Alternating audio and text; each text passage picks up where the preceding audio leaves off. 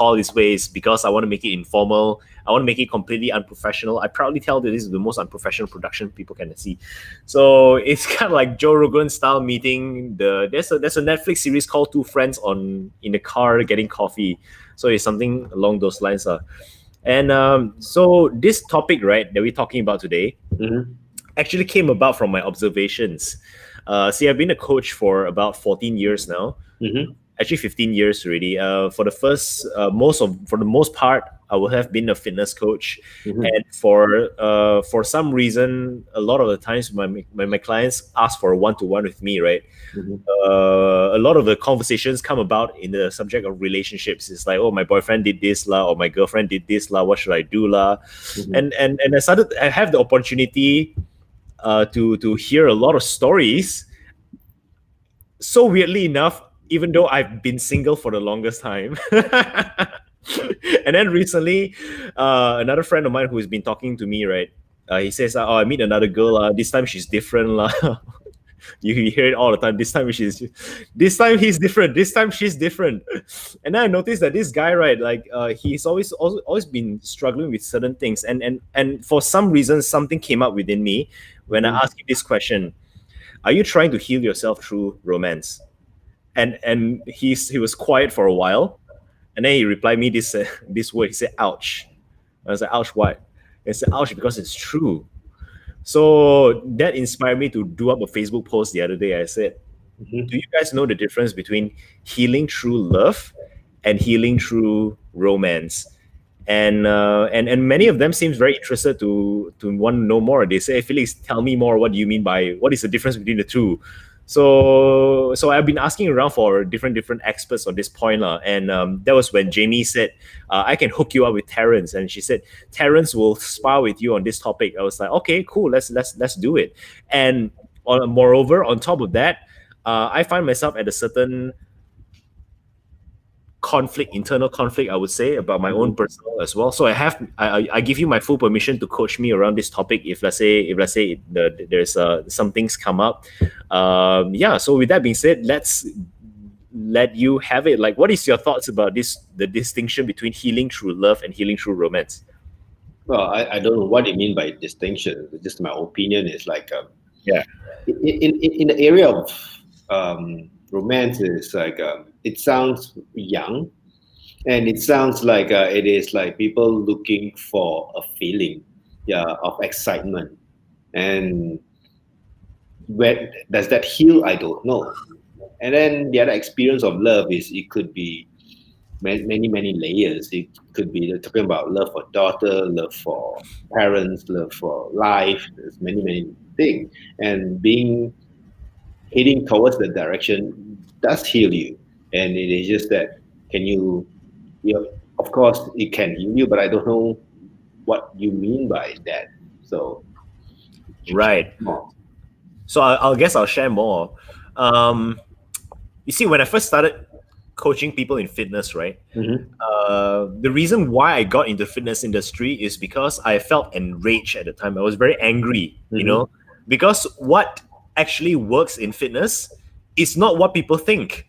People back then, like 15 years ago when I first started, right? People think that to lose weight, you got to do detox, you got to take supplements, you got to do all these kind of stuff. And to a certain extent, a lot of it still persists.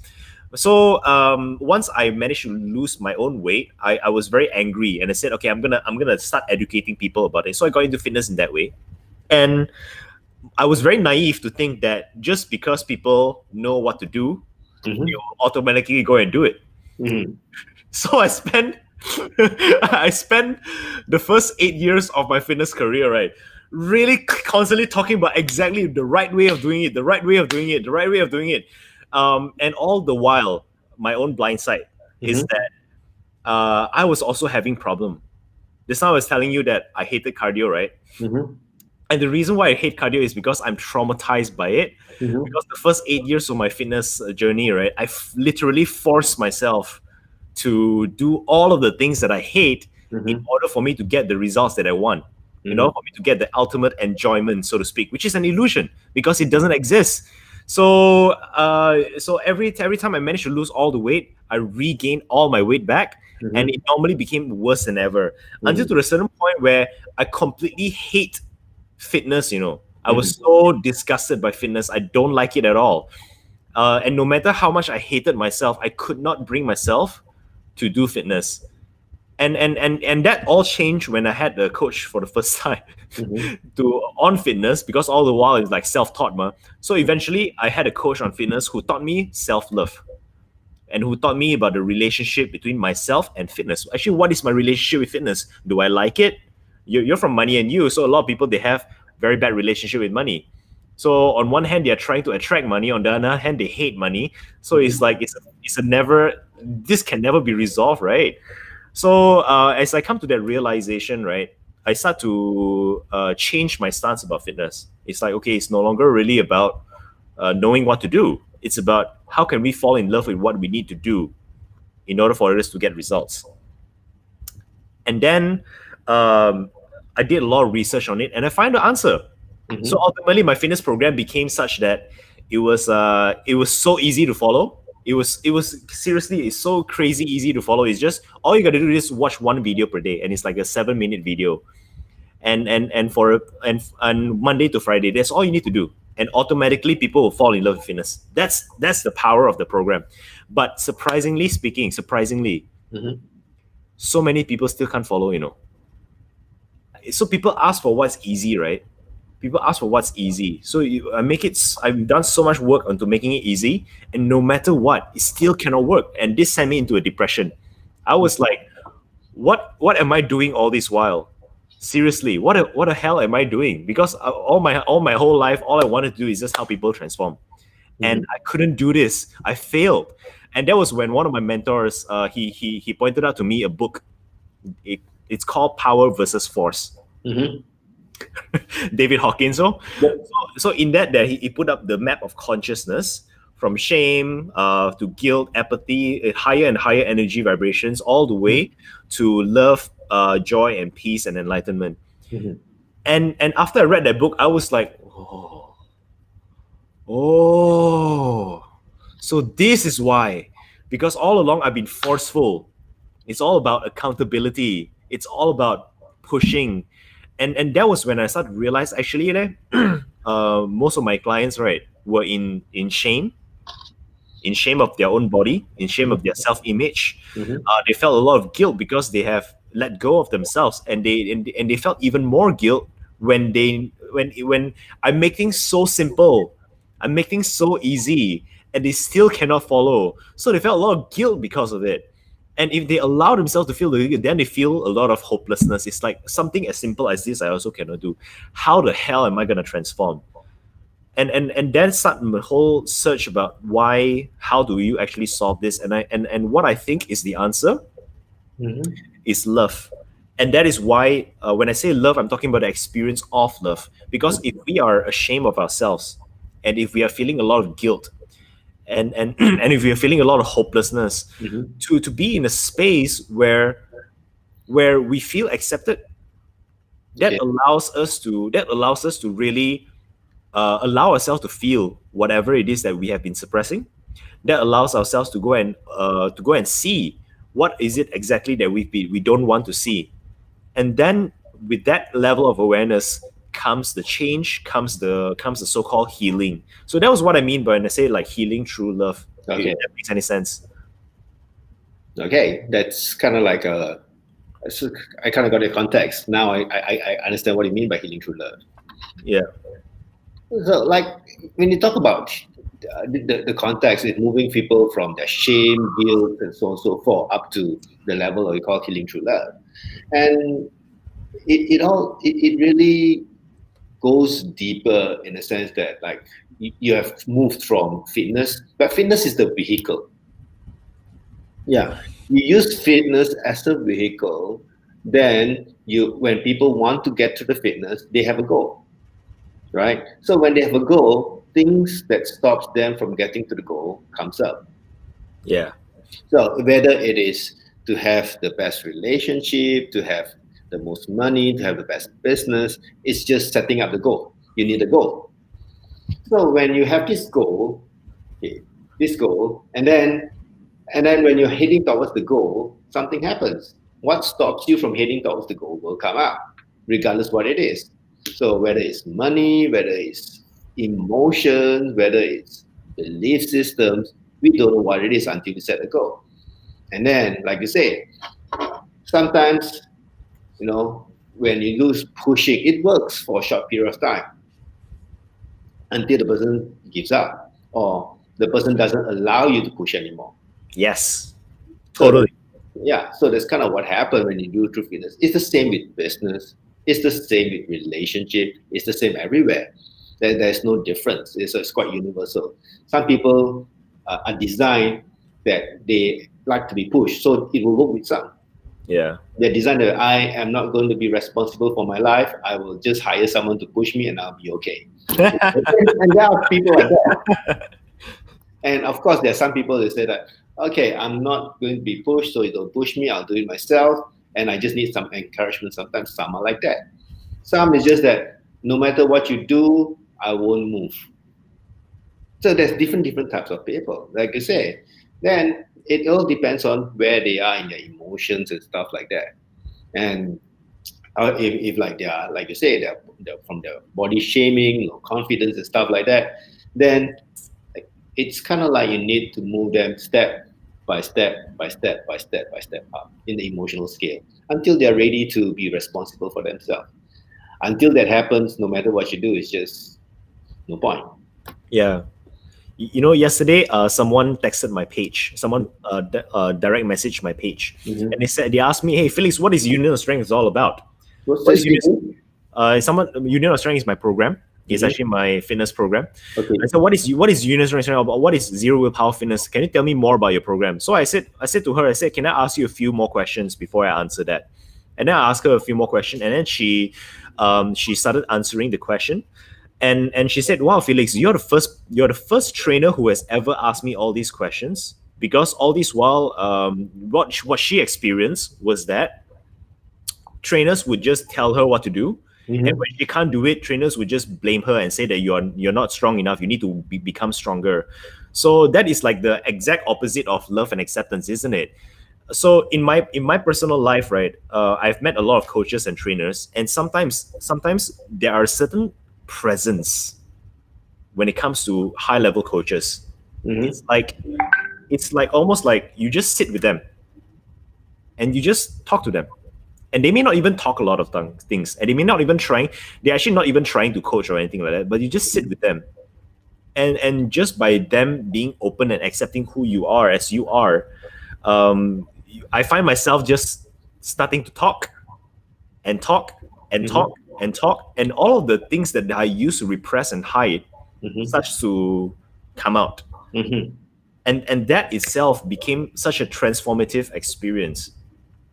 So that is what I noticed about healing through love. Whereas like healing through romance, right, it's like they jump from one relationship to another. Okay. And I've been there myself as well, so I'm not gonna like going through Tinder, going through OkCupid lah, Coffee Meets Bagel lah, all of the dating apps, right? And then having sex and all of those things. But it's kind of just after the pleasure is over. After the pleasure is over, there comes the problem again. So I realized then that this whole thing, this thing that I'm after, it is just as a means for me to numb myself from the pains that I'm experiencing in my life. By being busy, by being caught up in all of these things, I don't have to go and deal with those issues in my life. So what are your thoughts about this? Like, what are your observations about this? Okay, my experience is this. What it tells me is like through lots of about 20 years of talking and dealing with people, is this. When you're talking about moving about in a relationship, it's kind of like a game. Relationship to me is one of the best personal development on the planet. And once you get into a relationship, what you are attracted to a person shows up. What you need to heal about yourself shows up. And what you need to work on yourself shows up. So when all this shows up, it becomes a point. Like, do you deal with it with this person or not? So the easiest way that most people do it is just that her fault, his fault. That's it. And then because now we're in this world where male and female are more equal, they can go about and know they are more, they can self-provide and so on and so forth. They just say, okay, let this one go. The next one will be better. So what has happened is like they have not come to the point to realize that they are also a part in creating the problem until they get to the point where they take ownership of they are part of the problem that created it, and they leave, the problem recreates itself in the next relationship for them to learn and heal. So that game will go on and on and on and on and on until they learn the lesson. Whether it is from the boyfriends to the husband, it doesn't change. You say, and some people live in this fairyland and say, one day when I get him, so they get to the marriage part first. And one day when I get him, I'll make him change. There's this conversation that goes on that I heard is quite funny. And ultimately, they get really disappointed. Yeah. That's what I observe as well. Ultimately, you get disappointed. And the best, recently I heard the best joke in the sense that this, the secret of really, really, really happy relationship is this, the ultimate secret. Having really, really low expectations. That's it. Yeah, it's actually quite profound though, for me. Yeah, that's it.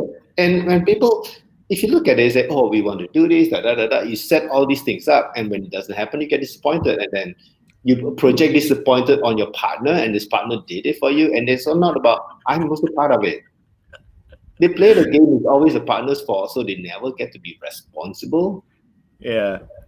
And once you get to the point of responsibility, then, like I said, probably the healing starts. Yeah. Whether it's from fitness, whether in romance, whether in relationship, whether in business, it's the same. It's like the employee's fault. Oh, my partner's fault. He did not do this.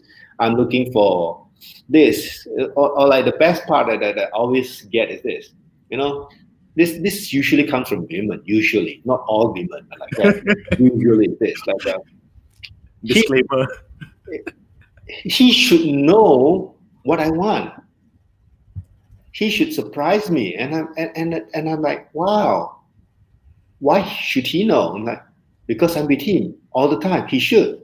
I'm like, wow. You expect men to be mind readers too, and they often get disappointed in the sense that, well, in the beginning of the relationship, he could guess what I want. Yeah, it's like buying lotteries.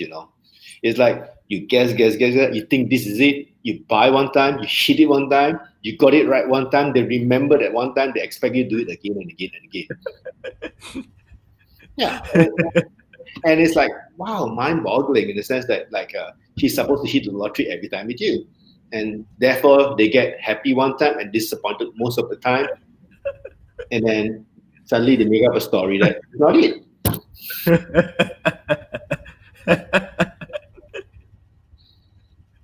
Hey, Jamie asked this question. Okay. How to start taking responsibility, or must wait for the pain to be unbearable, only change will happen? How to start taking responsibility? In a sense that, like, when you talk about taking responsibility, it's this question. It's like, it's the always easy question is like, let someone else take the lead. Let someone else create the romance, let someone else create the passion, let someone else make the excitement happen for the relationship. Yeah, but the question that really, really comes about is, how are you responsible in that? How are you taking ownership in that to create that as well? Because it's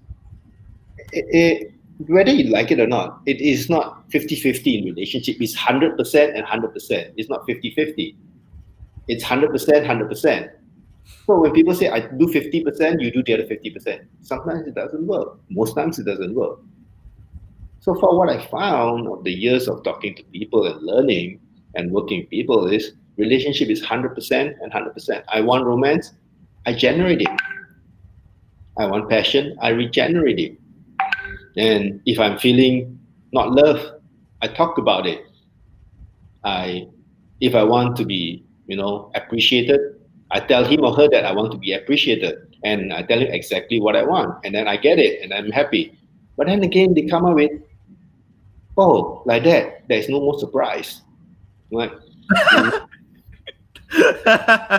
You want to be, in the sense that it's a choice. It's like you want to be surprised or you want to get what you want, and you can get surprises in many areas. It's like, how do you set up to win in relationships? It's different. If you set up your relationship to win in a certain way where you get everything you want, which is great. If not, you're just setting up surprise and get disappointed sometimes. Yeah, that's the answer. Yeah, it reminds me of this quote by, it's not a quote, but a lesson by Sadhguru. So I was going through inner engineering online, and he said, responsibility is simply responsibility. It's your ability to respond. So even if something happened, like the other on the completely opposite end of the world, we may not be able to do much about it. We may not be, our actions may be limited, but our response is actually unlimited. Because where is our response? Our response starts from here and here. It is actually inside our mindscape that we respond. No matter what happened, we have already chosen to respond because we have some thought about it. The moment you have some thought about it, you have already responded.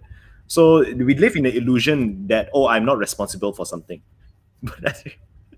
and one of the most favorite, I think it came from Money and You. I think the flip chart came from Money and You. It says, responsibility, no blame, no shame, no justification. Yep. That's from Money and You, right? Yeah. Yeah, that's a brilliant flip chart. I absolutely love that flip chart. And I completely agree with you what you said about being the source of it. Neil Donald Walsh, he said that whatever it is that you lack in your life, be the source of it. So if you lack money, become the source of money. If you lack love, be the source of love. Yeah. Well, saying that is easy in the sense that there are a lot of other things that's in the way. In the sense that there are a lot more people that that don't respond but react instead. Yeah. Yeah, in the sense that responsibility comes from what they call the front part of your mind, where you actually really think about things and then you ponder and then you consider, you analyze. For male, usually they analyze about it, and for female, they usually explore about it. And then, but there are more people that actually, because they are not very used to it, they actually react, which is from the back of the brain, which is like the emotions that what normally will happen. You probably have people that if you do this to this person, they will react this way. It's predictable. Chances are, if it's not your partner, your parents or your brothers or sister, it's very predictable. If you trigger them this way, this response will come out. Yeah, it's a form of compulsion, isn't it? It is an automatic programming. It is like they don't know why they are that way. They're not conscious about it. Yeah. And it just trigger and there's a response. And then when that comes out, they are just like that. And then after that, oh, why do you do that? I have no idea. It's just that way. Yeah. And if the idea of responsibility is not present, right, then they start justifying why they behave that way. They do. Yeah. And they don't know why they do it that way. And it's just that it's automatic all the time. So there are a lot of people that is functioning from automatic and rather functioning from response. And most people are not aware of their automatic. Sometimes the automatic is designed by us when we are younger to protect us from pain or shame. And then when it was designed when we were younger, it worked really, really well. Until when you go through adulthood, it's still there, but we don't know that it's there. And is it still valid now? Usually it's not, but we still hang on to it. So that's the response, and that is kind of what comes out in relationship for you to heal. Mm. And that's what comes out in for you. If you want to go through fitness, those automatic comes out. Those voices in your head that you usually hear comes out. Yeah. And it is not the most encouraging. It's usually the self-degrading voice or whichever that comes out. But that's it, kind of in a way. So in other words, it can be seen like um, all of these problems that we meet, Mm-hmm.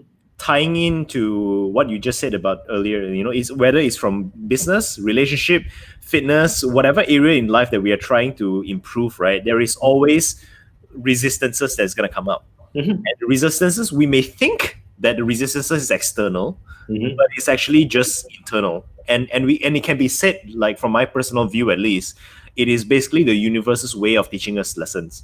Mm-hmm. And ultimately, as we work, if we don't avoid it, if we don't try to escape from it, and we get totally and wholly involved in it, we raise our consciousness to the level where it starts to expound, and it starts to impact other areas of our life as well. Would you agree with that? Yeah, in the sense that if you get into a relationship and play the game of there's no out clause, no matter what you do, you cannot get out. And when you play that game, then you will play a game of like, I better solve all the shit that's happening right now Yeah. because there's no way out. Yeah. But if there is okay, I'm getting in to see if this is the right person or not, then it's different in the sense that if it's not, I can get out. So it depends what you play, right? And when you talk about getting all this stuff that comes out, and there are two parts. One is to understand where all these parts exist. One is from the past. So we don't know which part of your past created. You might watch a movie, you might be having fun, or like heard some of your aunties speaking, and then you found out about and you got some idea about what relationships are about. Some of it is that. Some is like when you're younger, you got hurt, you got some trauma. Then there is past trauma that's in the way of relationship.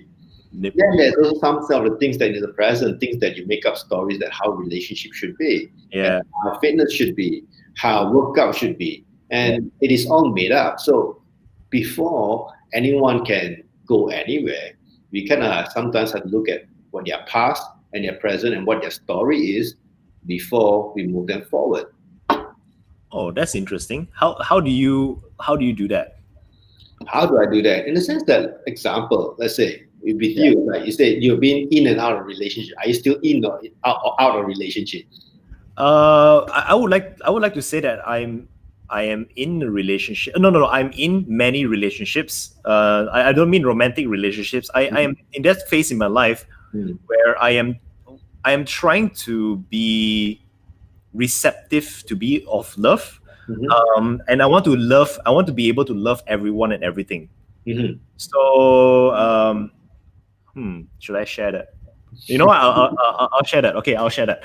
So my view of love, right, is that love is an experience, Mm-hmm. and it is something which is already available. There is no need to transact with it. Love is not given. Love is, and all we gotta do is I allow myself to be receptive of it. In other words, right, when we say we fall in love, that means we are both experiencing love together. And another view that I have is that if I love you, it's none of your business. I just love you. That's all. And I'm not expecting anything in return. However, it is currently a mental knowledge. It is not really in here yet. So to answer your question, I'm trying to have relationship with everyone, but not in a romantic kind of way. Got it. Yeah. Got it. And like when I hear from you, it's like that's where the first place to go, having a relationship with yourself. In the sense that you understand in a very conceptual way that love is omnipotent and universal, and I have it and I can love unconditionally. That's great. And in the sense that if you love yourself unconditionally, what would you do for yourself? Yeah, you have needs. Do you take care of your own needs? You have a temple, which is your body. Do you take care of that temple? Yeah, totally. You have a future, a vision, a dream. Do you take care of that dream? You have responsibility or duties as children of people. Do you fulfill your duties? So that is kind of like self-love, self-leadership, self-responsibility. It starts from there first. So, and once that is practiced, it will move from a conceptual feeling into an experiential feeling in your body. That you actually do it, you embody it, then you can speak about it. Like the reason why sometimes I speak about it is because have I done self love? Yes, I take care of myself. I exercise. I do my best to eat clean. I love food. I love unhealthy food. I also love healthy food. So I do my best, and then I say, okay, there are days, and there are days I don't. So this is how I take care of that area.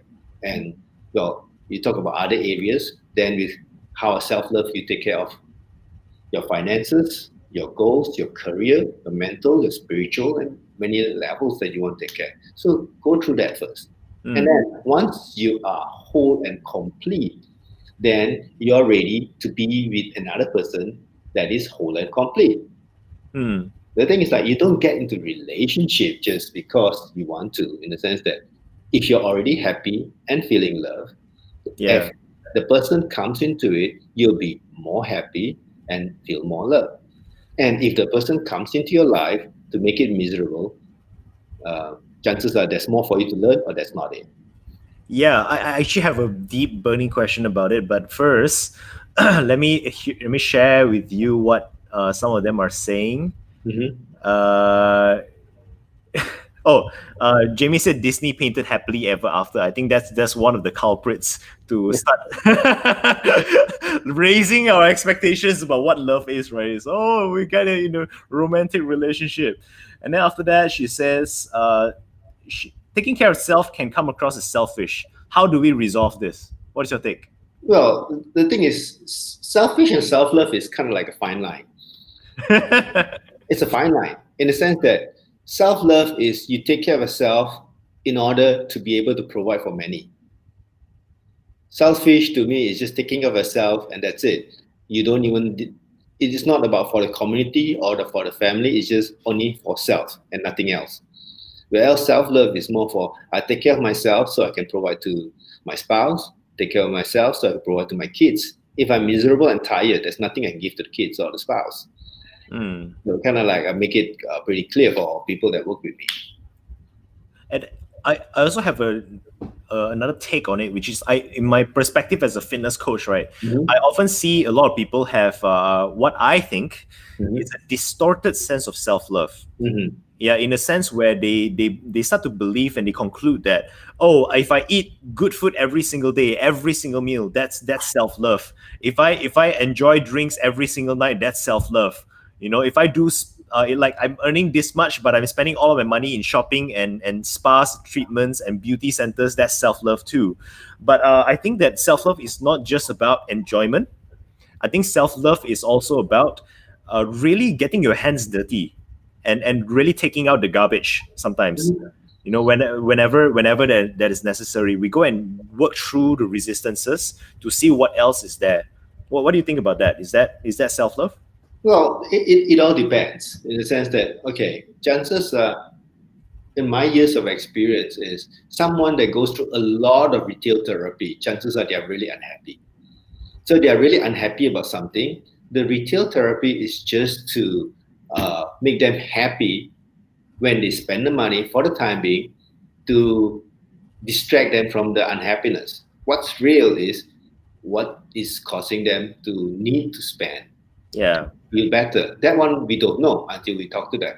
And we talk about drinking as an obsession. I do drink too. I have fun with my friends, but it's not like every other day. And if it's a needed every other day conversation, it's like what's missing in your life that needs you to have that drink to distract. Yeah. It's the distraction, isn't it? It's the doing certain things to numb the pain that we are feeling. And it's not just retail therapy as well. Sometimes people use work. Sometimes people use sex. Sometimes people use alcohol. So all of these things are different forms of actually escapism masked as self-love. Yeah, sometimes people use food. Like, when they're young, you feel bad. the parents reward them with the best food, and then they're like, food is the way they feel love. So to feel better, they just go to food. So it's just an area of programming in that area. How do we? Here's a question from me. How do we actually realize that we are not coming from self-love and we are feeding our compulsions? Well, the discernment in that is a few things. One, usually when it is self-love, you're heading towards a certain goal in life. When it's self-love, usually people will shed body weight. If it's self-love, usually you're heading more for joy, peace, and harmony. Mm. And it is very mellow. It's not a lot of highs and lows, and it's very, very mellow. It's just very peaceful and it's very mellow. You're happy. There is no drama in life. That's the direction towards self-love. And where else the rest it's like it's just more excitement. More excitement. Yes, excitement. That's a good reframe. Well, it's not bad, but it's just that if you want excitement, you know how to get it. True. You know, otherwise, why would we watch drama, right? Yeah. Yeah. So in other words, in other words, we if we love ourselves, we would do what works long term. Yes, to me it is like not exercise Monday for an hour. It is exercise Monday an hour for the rest of my life. Yeah. That's cool. the Great. I hope that answers. JC asked a question. I can't show the whole thing, but I'll read it out. When two people, especially with a broken heart, get together, how would they be more conscious of the energy they bring into the relationship, set themselves up to win, versus recreating a past pattern, knowing that there's a part of themselves to heal? Well, this is just there is no surefire 100% way. I can only share in a sense that when people both are having broken heart, they come together for it to come out. That's all. If they commit and stay together and not look for outside, then it allows their heart to say that I'm hurt here, and the other person will reflect, you're hurt there, me too.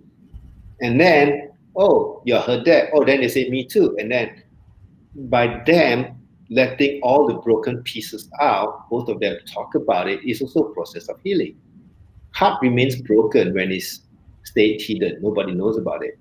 And if you look at it, in most relationships that people go through, and when you're hurt, you're hurt. But if you talk about it enough times, the hurt slowly goes away, because there's one way of letting the hurt out. So if they do stay in there and communicated all their hurt and pains, chances are they'll heal together. That's the awareness before change. That's if they are aware and if they don't react. So there's parts and parts to get there. But it's not a common thing, isn't it? Most of these relationships, they tend to just fall apart after a while. Not necessarily all the time. Not all the time. Not all the time, because we have some social stigma that people stay happily ever after. So some people just stay in it and then they heal. Yeah, so it does heal, but in the sense that it's both people need to start to work on their awareness of really not reacting, because it's not about them, it is about their past hurt coming out into this present relationship. And it's not even about the person you're in front with, it's just from the past coming out, and the person's job is just to listen and be with. And then that's a different process. But when you listen and be with stuff, for some people it gets overwhelmed, they react, and then the reaction piles on each other, and then they go through all her breakdowns. So that may happen too, but before that, it's always like step-by-step foundation. And if they're committing to work on it, then there's a lot of help that we can provide to people like that. That's true. So I have a hypothesis. I want to share with you my hypothesis. I think that what most people refer to as love is in fact nothing but lust. What's your take? Well, you can say that it depends on your age group. Oh, well, sorry. When I say lust, I don't mean sexual lust, I'm talking about the desire, because you see, love is unconditional for me lah, but lust is very transactional. I do this and I expect this in return. So that is what I mean by lust. Okay, so now I get where the context come from. Then, in the sense that there is a lot of people that, especially certain culture, like I'm talking about the Chinese culture, we really understand what they call business transaction. We are kind of born into the conversation, and it's all on the dinner table or lunch table and so on and so forth as we grow up. Yeah. And then somehow, because we understand this area really, really well, we think that relationship is that way. Relationship is not a business transaction.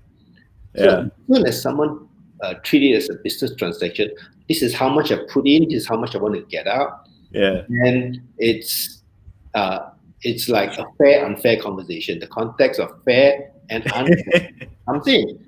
And then the whole relationship about I do this, you do this. This is fair, this is fair, this is not fair. And then there is no end to that. There is no peace, there's no harmony, there is no what they call really giving in a relationship. And then again, when you talk about relationship, it's like but the interesting thing as well is like if you talk about relationship with parents and children, it is not about fair and unfair. It's my job to take care of you and groom you and up to a certain age, and then you're on your own. And of course, they will put on some guilt. It's like, when you're older, please give me money. Yeah. They put some guilt in that area. Yeah. So, but that is kind of like how most families are anyway. And that is kind of like, I build you for 20 years, take care of it, so 20 years you get back. So it's still kind of transactional. Yep. So once they break up from the transactional business model to the relationship, it's just relationship. It is just you want to be with people that you like. Then from that point, I put in because I want to put in, I take out because I want to take out. There's no reasons whatsoever. And it's just, I love to hang out with this person. That's it. Then it will be a very different experience. Cool. Great. So with that, I would like to share, or rather than share, I want to ask for coaching. So I have this conflict, which stems from my perspective, my worldview about love. So just now I shared about how love is an experience, So right now, I want to my desire, so to speak, my last, so to speak, is to have to experience love for everyone, including the people who I disagree with.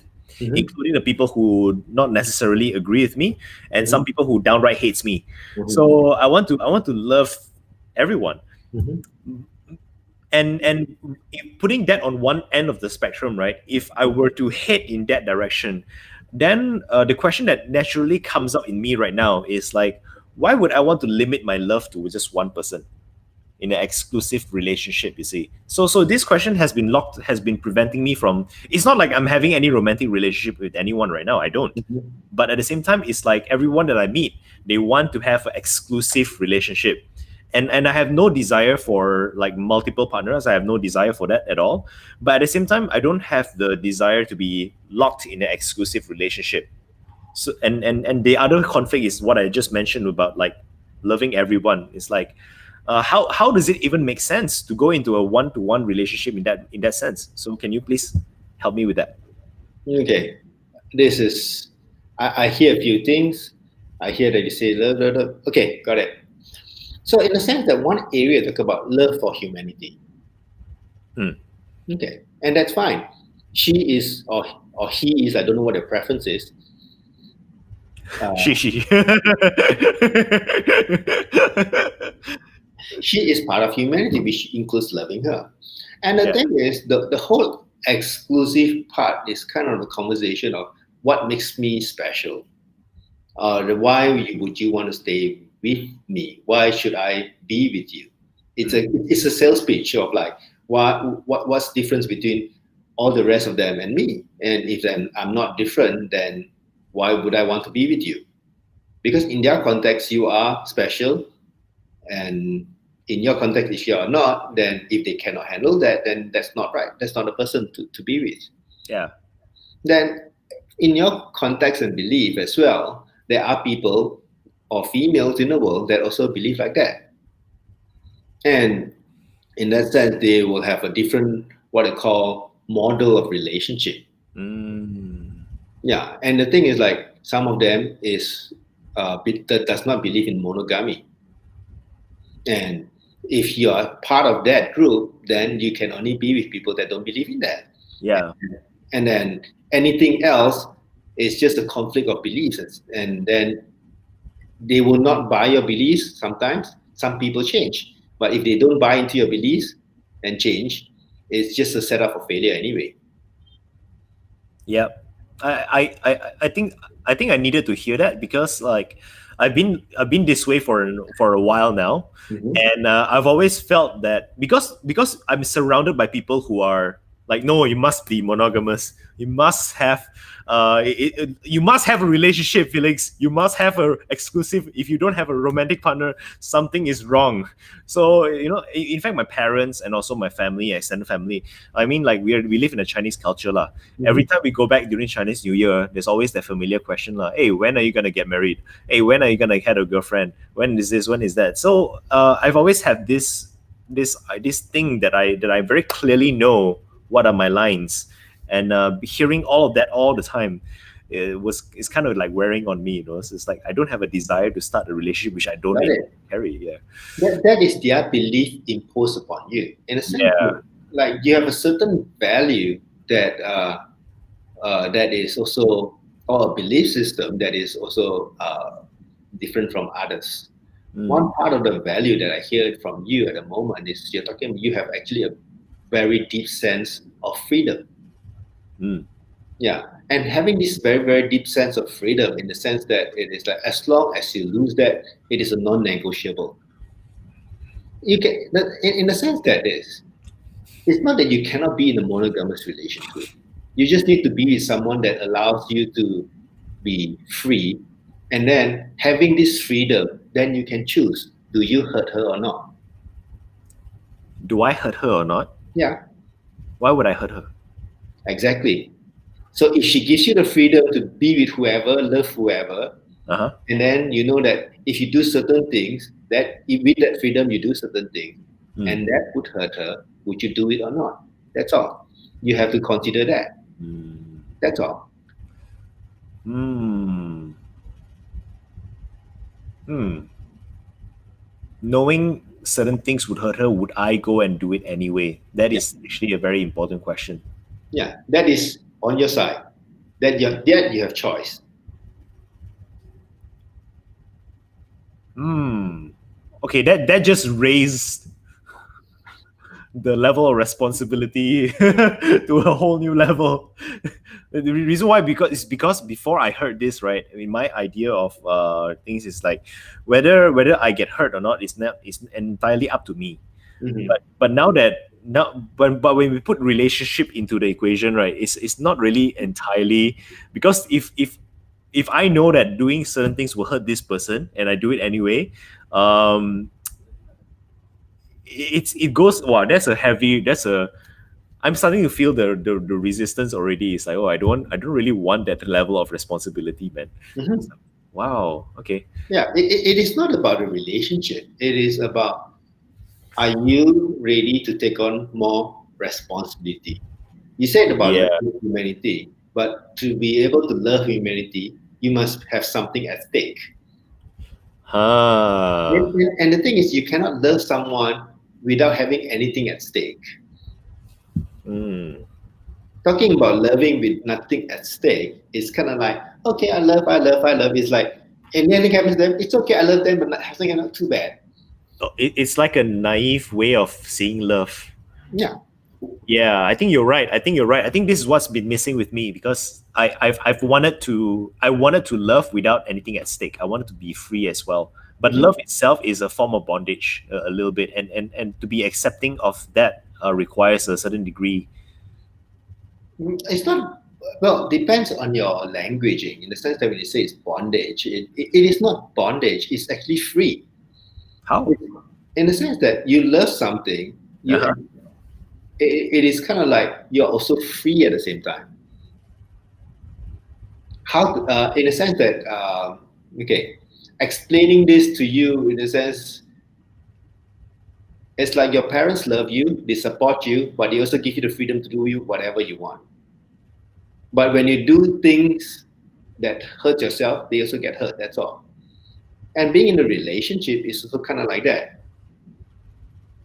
You're not bound to the person. You just make agreements that you want to play this game or not. Right. No, I don't mean bound to the person. What I mean was like when I say bondage, the word bondage, what I meant was the stakes, right? So it's like because on one hand we want to be boundless, but on the other hand, in the process of being boundless, there's also certain things that we cannot do because if we do it, is we're gonna end up hurting the people that we love. So if I ignore that, then honestly, the word love that I use is only lip service. In essence, so the realization that you just gave to me is that I must be willing to put certain things at stake. I must be willing. Yeah, so that's what I mean by being bound. Okay, got it. And then you probably just need to increase your responsibility level. Yeah, because I didn't want to be held back. I think for a very long time now, I wanted to be boundless. So it's like anything that has got to do with, like right now I'm actually in a minimalist mode for the past 2 years. I've been actively getting rid of things and actively cutting relationships. So with people who I don't really like ngam. But now now that I've outgrown that phase, I needed to recollect. I'm not sure if I'm using the right word. If you get what I mean, I'm guessing in the sense that there are relationships that are cut off. It's because it's in the sense that it's like what we discussed earlier. It's easy to leave than to learn. Yeah. And like being responsible for yourself, the reason why you cannot be with them is they bring up certain things for you that you cannot be with. Yeah, totally. Yeah, and not healing from that, you will also attract like maybe cousins or friends, future friends that bring that up for you. Yeah. So you using the word recollection is like kind of like going back to these people and love them and be with those things that you cannot be with until you can. Yeah, because back then I wasn't strong enough. Now I am stronger. And it's kind of like workout lah, you know. It's like you can't just constantly train 24/7. You gotta allow certain times to heal, and then when your muscles are strong enough, when you go back, it doesn't hurt you as much. And then if you're sufficiently strong enough, it doesn't hurt you at all. So, that is a belief in the sense that it's strong, you don't get hurt. The thing is, getting hurt is kind of like constant. Even in workout, your muscle fibers all the time. You get hurt all the time. Yeah, pain is part of life. Yeah. So it's by being in relationship and going back. It's like you'll get hurt still, regardless of getting hurt. You go back and love anyway. Yeah. So this leads me to another question, and it's got to do strongly with what I do. You see, all of the things that we discussed so far is not something which, or rather, my advisors at the very least, and my mentors and people who I work with, they constantly say it's too deep. You know, it's like it's too deep. You cannot just tell people this. But at the same time, right, I notice how badly this level of consciousness, right, how badly it affects people from getting what they want. They want love, but because of desires, they can't get it, or the inability to be with pain, or the desire to be free, and also the aversion for certain things. So how do we as coaches and trainers, like in our mission to impact more lives and in our mission to help people become more conscious, not just in our specific subject matter experts, but in every area of their life, how do we get the word across to them? Okay, this is just my opinion in the sense that the people that understand sometimes how deep you want to go to, you're already preaching to the choir. Yeah. And if your mission is actually to preach to the people that's unconscious, this is the toughest work there is to do. And this depends on your life purpose. Okay. Yeah. Of course, you talk about if you want to make money, you preach easier stuff so people will pay you more and they get more. Okay. Yeah. But if you're talking about really raising consciousness, you're basically going to their level, increasing your consciousness a step at a time, a step at a time. Yeah. And there must be a stickability, in my opinion. For you, maybe it's just fitness. So if they are focused on their fitness, you have the opportunity in that period of 6 months, 1 year, 2 years to raise them 1 or 2 notch. Yeah. And it's not about fast or masters. If you can do one or 2 notch, is better than zero. Mm. That's a choice. So if you're talking about raising consciousness and fitness of one person, one relationship at a time, and that will work. And if there's a community of people doing it, and it will work too. And this is the reason why I think for me, this whole topic about love is very scary, but it is actually the most important thing in my life right now, because I find myself being unable to communicate with people. Like I consider it my purpose at the very least. Like people have been telling me, Felix, like you have zero willpower fitness, right? Just tell these people to do this. Just sell the course, you make a lot of money.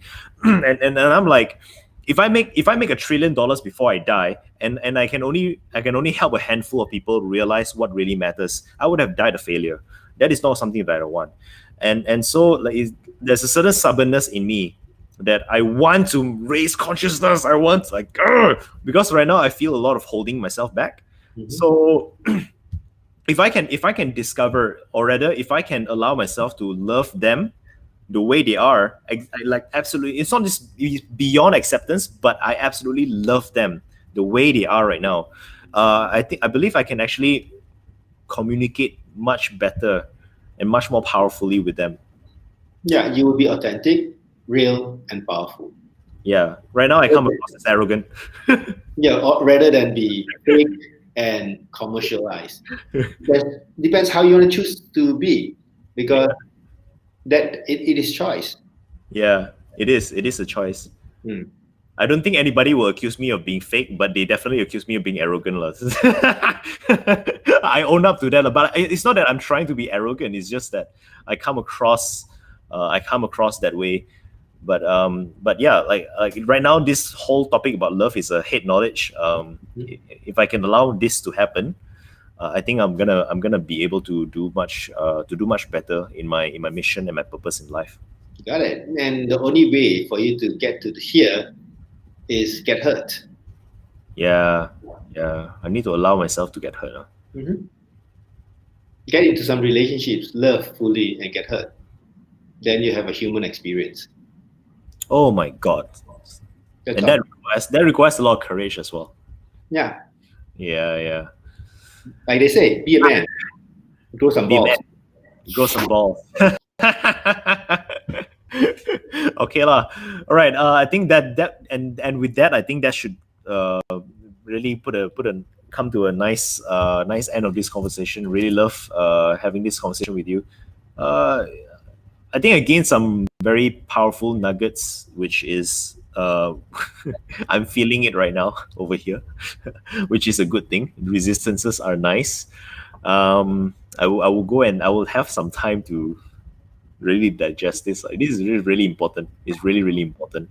So with that being said, is there anything that you want to share about what is it that you do? Any form of call to actions that you want to give the audience to for your events and whatnot? We can do this right now for the next 5 minutes. Well, we don't have much. Okay, one, yes, I do the Money and You program, and then you can go to the website of moneyandnew.com and then find us there if there's any information you need. What's new for us is also we are doing what they call the Mars and Venus coaching, which you are talking about relationship. And then we actually have a Mars and Venus coaching Asia page on Facebook that if you want more information, you can click there. If you have questions, you can ask there. It's like sharing here on this live studio. We'll do our best to answer all the questions for you in your relationship area in one. The other one is we'll do our best to answer your business question. So that's it. Go to Mars and Venus Coaching Asia in Facebook or the Money and You page in Facebook and look us up and just ask questions. How we can support you. Yeah, and we'll put up the link inside the dialog box later. Okay. This software that I'm using, I actually can't type to Facebook. I can actually type, but it will send to YouTube, but it won't send to Facebook for some reason. We'll do that later. Having said that, as for my side, I do a morning and evening Facebook Live every single day. So it's mainly got to do with journaling. So I answer 5 minutes. I do a 5-minute answer to a popular question, followed by certain journaling. So if any of you guys want to catch me, just add me on Facebook as a friend, and you can join me 6:45 a.m. in the morning and 6:45 p.m. in the evening. Guided journaling with Felix. And that is all. Thank you so much for coming to this show. It has been an amazing, enjoyable, and also a bit painful experience talking to you. Mainly because I learned something very, very important for me. So thanks again, and we shall see you guys soon. Thank you.